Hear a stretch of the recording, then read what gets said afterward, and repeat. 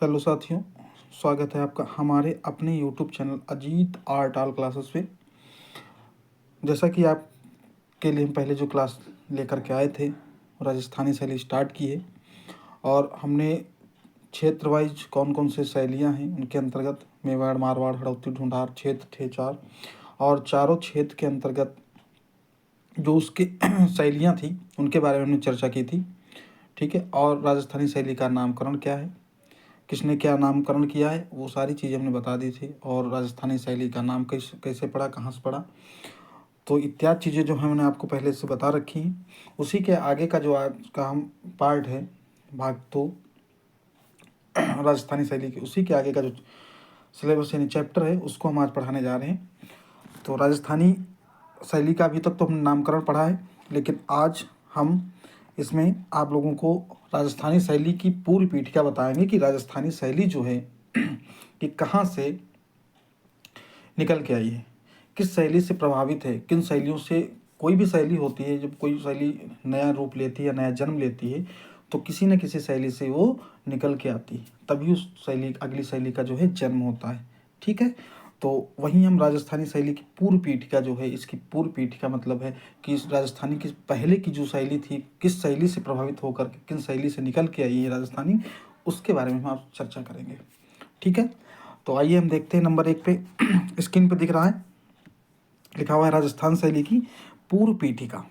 ठीक है, हेडिंग पड़ी है बड़ी बड़ी, राजस्थानी शैली की पूर्व पीठिका। अब इसके अंतर्गत हम आपको एक एक करके पॉइंट बताते रहेंगे तो आप समझते जाइएगा। यहाँ पे लिखा है राजस्थानी शैली की पूर्व पीठिका अभ्रंश शैली थी, जबकि आप लोग जानते हो कि इससे पहले हमने दक्षिणी शैली पढ़ाई। ठीक है, लेकिन दक्षिणी शैली इसकी पूर्व पीठिका नहीं थी। यहाँ पर जो है राजस्थानी शैली की जो पूर्व पीठिका है वो आपकी अभ्रंश शैली से निकल के आपकी राजस्थानी शैली आई है, उसी से जन्म होता है। हम आगे करके बताते रहेंगे, आप समझते जाइए। नंबर 1 पॉइंट समझ लीजिए, राजस्थानी शैली की पूर्व पीठिका जो है वो अभ्रंश शैली है। ठीक है, अभ्रंश शैली थी। नंबर 2 पर लिखा है राजस्थानी शैली का प्रथम उदाहरण। ठीक है, राजस्थानी शैली का प्रथम उदाहरण जो है 1423 की सुपसनाचर्यम से ज्ञात होता है। ठीक है, ये बड़ा पॉइंट है कि जो हमें अभ्रंश शैली में सुपसनाचर्यम एक ग्रंथ मिला था, ठीक है, उससे जो है यहाँ पर जो है प्रथम उदाहरण मिलते हैं राजस्थानी शैली के अंतर्गत कि कौन सी चीज़ें इसमें मिलती जुलती हैं। ठीक है, तीसरा पॉइंट लिखा है राजस्थानी शैली का उज्ज्वला रूप हमें 1540 की चौर पंचाशिका से मिलता है। मतलब पूर्णतः अगर कहें तो उसका जो बिल्कुल खुल के नाम जो निकल के आता है राजस्थानी शैली का, वो जो है 1540 की चौर पंचाशिका, जो आपके अभ्रंश शैली के अंतर्गत चित्रित किया गया था। ठीक है, चौर पंचाशिका से मिलता है, इतना समझ गए। आगे हम देखते हैं। नंबर 4 पे लिखा है 16वीं सदी के प्रारंभ में, ठीक है, 16वीं सदी के प्रारंभ में अभ्रंश शैली अपनी अधिकांश विशेषताएं, ठीक है, 16वीं सदी के प्रारंभ में अभ्रंश शैली अपनी अधिकांश विशेषताएं त्याग कर एक नई विशेषताएं ग्रहण कर ली थी। कहने का मतलब ये है कि जब अभ्रंश शैली थी, हमने पहले बताया कि पाल और अभ्रंश दो एक साथ, पहले पाल चली उसके बाद अभ्रंश चली।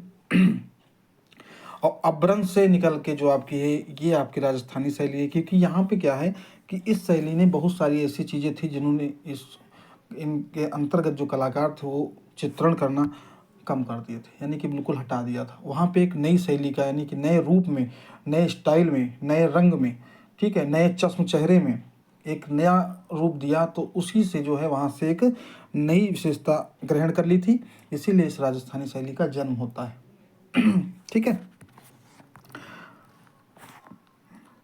5वां पॉइंट लिखा है यहीं से एक नई शैली राजस्थानी शैली मानी जाती है। यही आपका हम वही बताया ना कि यहाँ से जब एक नई शैली यानी कि एक नई विशेषता ग्रहण कर ली थी, तो यहाँ से जो है एक नई शैली यानी कि राजस्थानी शैली का नाम आ जाता है, यानी राजस्थानी शैली ही मानी जाती है, इसीलिए नाम रखा गया इसको राजस्थानी शैली।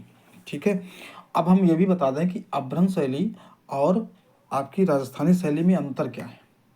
क्यों अपभ्रंश शैली से निकल के ये राजस्थानी शैली रूप ले लिया, क्यों इसको राजस्थानी शैली कहने लगे, क्या इसमें संशोधन हुआ, वो चीज़ें हम आपको अंतर बता देते हैं जिससे आप लोग कन्फ्यूज नहीं होंगे। तो इसके 5 पॉइंट मेन हैं, 5 अंतर वो आपको बता देते हैं। देखिए, एक तरफ लिखा हुआ है अपभ्रंश शैली और दूसरी तरफ लिखा गया है राजस्थानी शैली।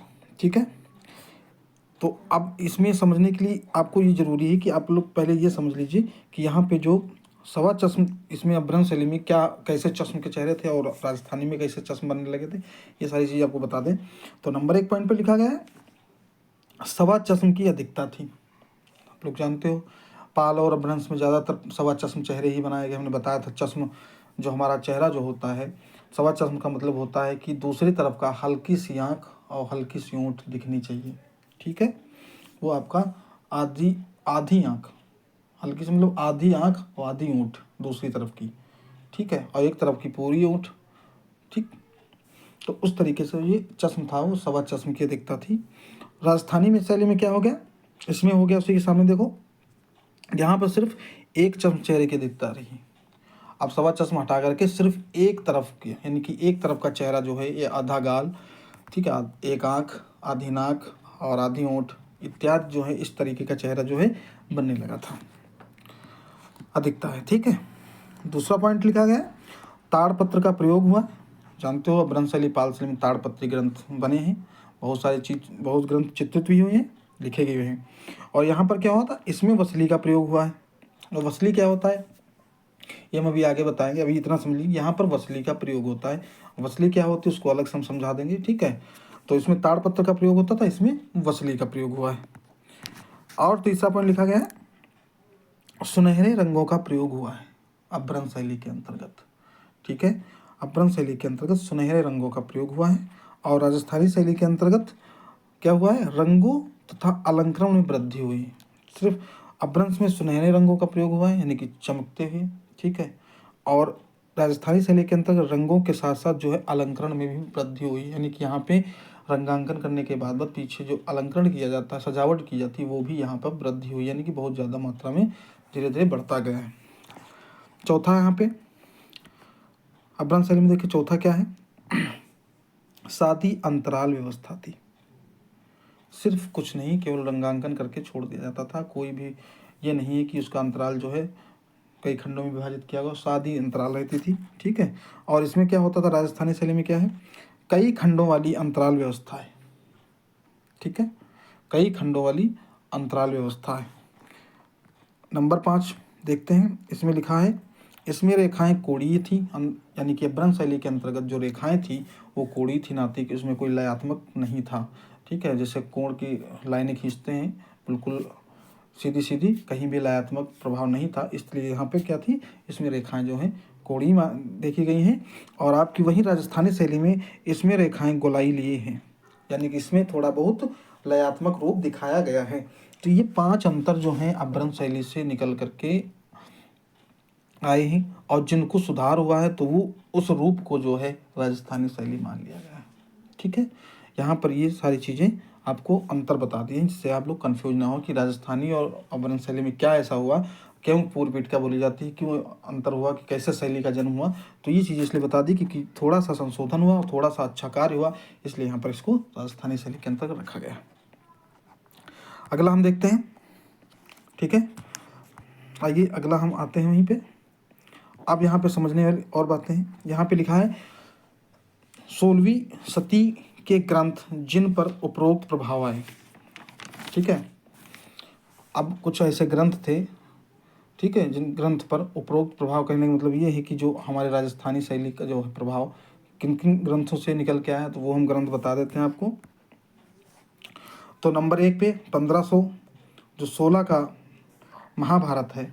ठीक है, अब बार बार बताने की जरूरत नहीं, यहाँ पे एक समझ लीजिए कि जो ऊपर हेडिंग डाल दी है 16वीं शती के जो ग्रंथ हैं। ठीक है, ठीक है, 16वीं शती के जो ग्रंथ हैं उन पर जो है उपरोक्त जो प्रभाव आए हैं, जो हमने अभी अंतर बताए वो कहाँ कहाँ से आए, तो वो सारी ग्रंथ हम बता देते। तो 1516 ईस्वी का जो है महाभारत, यहाँ से आपका प्रभाव निकल के आया है। जो आप इस समय जो आपका ये महाभारत ग्रंथ जो है 1516 ईस्वी का, वो रॉयल एशियाटिक सोसाइटी मुंबई में रखा हुआ है। 1540 ईस्वी का चौर पंचासी का और लौर चंदा। ठीक है, 1580 ईस्वी का गीत गोविंद, ठीक है। 1592 ईस्वी का जो है ढोला मारू, ये चित्रण जो है जोधपुर शैली में आता है। ढोला मारू में राजा रानी ऊँट पे बैठ के दिखाया गया है ढोला मारू में, ठीक है। वो शैली एक है, वो हम अलग बताएंगे, लेकिन यहाँ से जो है कुछ प्रभाव जो उपरोक्त प्रभाव पड़े हैं, ठीक है, 16वीं शती के अंतर्गत। तो ये तो आपके हो गए ग्रंथ। अब उसके आगे हम देखते हैं नोट में कुछ पॉइंट हमने लिखे हैं, वो आपको समझा दें। नंबर 1 पे नोट में पॉइंट लिखा गया है, कुछ विद्वान राजस्थानी शैली का प्रारंभ जो है 1423 की सुपर्सनाचर्यम से मानते हैं, ठीक है। कुछ जो विद्वान हैं वो जो है 1423 की जो सुपर्णा, हमने बताया था अभी पहले भी पॉइंट कि सुपर्सनाचर्यम से ही मानते हैं, किंतु इस ग्रंथ में अभ्रंश शैली से केवल 2-3 विशेषताएं ग्रहण की थी, ठीक। सुपर्सनाचर्यम से सिर्फ और सिर्फ अभ्रंश शैली से, अभ्रंश शैली की जो है यहाँ से जो है 2-3 विशेषताएं ग्रहण की थी, जो कि किसी नई शैली के जन्म का जो है पर्याप्त लक्षण नहीं माना जाता है, ठीक है। लेकिन दूसरा पॉइंट इसमें लिखा है, इसलिए राजस्थानी शैली का वास्तविक जन्म हमें जो है 16वीं शती के पूर्वार्ध से ही मिलता है। यहाँ पे ग्रंथ भी लिखे, लेकिन होता क्या है कि 1-2 लक्षणों यानी 1-2 विशेषताओं के आने पर हम पूर्णतः जो है उसको एक नई शैली के जन्म का पर्याप्त लक्षण नहीं मान सकते। इसीलिए इसको कह दिया गया है कि राजस्थानी का जो वास्तविक जन्म में है वो 16वीं शती के पहले से ही प्रारंभ हो गया था, कि 16वीं शती के पहले के बहुत सारे ग्रंथ हैं जिनमें कुछ लक्षण आए, कुछ लक्षण मिले, ज़्यादातर उसमें विशेषताएं भिन्न हुई, ठीक है। तो ये आपका जो है हमने बता दी आपकी पूर्व पीठिका राजस्थानी शैली की, ठीक है, कि यहाँ से कैसे इसका जन्म होता है, कैसे इन शैलियों के अंतर्गत कहाँ कहाँ से प्रभाव आए हैं और क्या क्या अंतर है ब्रह्म शैली इनकी पूर्व पीठिका ब्रह्म शैली। याद रखना कि राजस्थानी शैली की जो पूर्व पीठिका, इतना जरूर याद रखना, ये कभी कभी क्वेश्चन पूछ लिया जाता है कि राजस्थानी शैली की पूर्व पीठिका जो शैली थी कौन थी।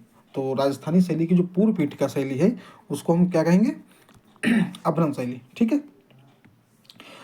अब ये तो यहाँ तक हमने आपको बता दिया है। देखो थोड़ा थोड़ा करके हम बताते चल रहे हैं, इसलिए आपको समझ में भी आ जाए। हम एक साथ अगर पूरी क्लास वो 1 घंटे की बना देंगे तो आप लोगों को कुछ नहीं समझ में आएगा। तो इस शैली को हम इसीलिए थोड़ा थोड़ा खंड करके हम समझा रहे हैं कि आप लोग एकदम से समझ लो और लिख भी लो, नोट भी कर लो, ठीक है। और अब जो अगली जो नई क्लास हम पढ़ाएंगे कल, वो आपकी मेवाड़ शैली से स्टार्ट होगी, ठीक है, जिसके अंतर्गत हमने बताया था कि उदयपुर देवगढ़नाथ द्वारा, ठीक है, चावंड इत्यादि जो हैं इस शैलियाँ जो हैं इसके अंतर्गत आती हैं। तो वो शैली हम लेकर के आएंगे जो सिसोदिया राजवंश के अंतर्गत चली हैं, ठीक है। और सबसे प्राचीन है राजस्थानी शैली के, सबसे प्राचीन शैली जो है मेवाड़ शैली है, उसके बारे में हम कल चर्चा करेंगे। और इसमें किसी को कुछ भी डाउट हो कहीं भी तो हमें कमेंट बॉक्स में कमेंट करके पूछ सकता है, ठीक है। और वीडियो को शेयर करो, सब्सक्राइब कराइए, लोगों को जुड़वाइए, ठीक है।